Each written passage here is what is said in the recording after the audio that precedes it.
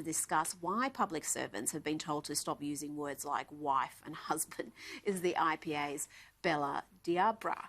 Bella, we are in the midst of a pandemic, and yet the Dan Andrews government remains fairly obsessed with policing language. What's going on there? Well, look, Rita, these are exactly the kind of warped priorities that we've been expecting the Dan Andrews government to come up with. This is the same government that was responsible for the hotel quarantine fiasco, because they chose the security company based purely on identity politics rather than anything to do with capability. It tells you everything that you should know about the Andrews government, which is currently focusing on policing the language of its public servants rather than worrying about getting the 500,000 unemployed Victorians who were devastated by its own draconian lockdown laws. Not worrying about getting them back to work. It's worrying about whether its employees use wife or husband in the workplace. It's insane.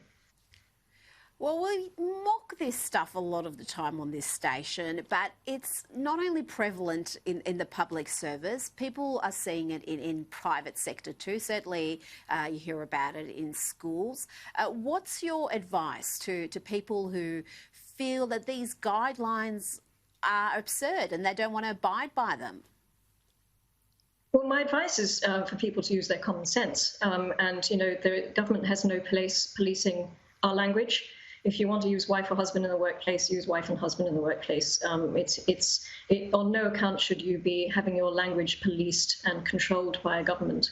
And this government has absolutely no right to do it. And what the Andrews government is actually doing is conducting a vast social experiment on the populace, using the ideology of identity politics and intersectionality and all these other crazy postmodernist theories that have come out of our universities. And as you say, they're going into the private sector, they're going into the public service, and we must resist them.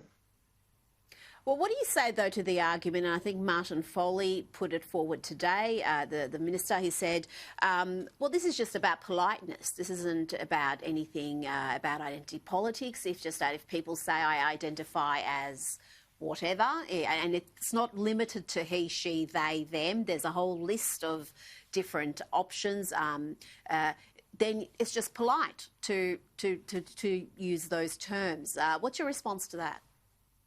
I'd say it's got nothing to do with politeness, but everything to do with policing of speech. And there's a very big difference between saying, addressing someone politely. If you're worried about the right way to address them, you can ask and they can tell you politely. But you shouldn't be questioning before you've even said anything, am I going to get into trouble because I'm using the wrong pronoun?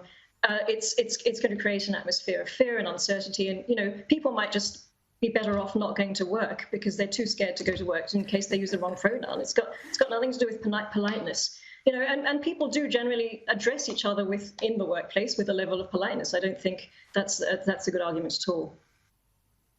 No, and just lastly, I mentioned the trans lobby in my intro. It is a very influential lobby, particularly amongst the media, academia, and with government as well. Why are they so effective in getting their agenda across the line? Well, I think you mentioned earlier, it all starts in academia. It starts in universities. They've been peddling this stuff for a long time now. It's radical gender theory, it's intersectionality, it's identity politics. It's all come out of universities. They spend 3 years, these graduates, sort of learning it's sort of like a religious doctrine, learning the doctrine, and then they go out into the workforce and they're sort of inspired to impose this on the rest of the population, which is completely at odds with what mainstream Australians want. So this is the two divides really in Australia. It's people coming out of universities with this orthodoxy, and the rest of the country, mainstream Australians, trying to get on with their lives and use husband and wife without fear of being ostracised or penalised. Well, the gay couples I know love referring to each other as husband and wife. So I don't know exactly how representative these guidelines are. Bella Diabra, thank you so much for joining me today. Thanks so much, Rita.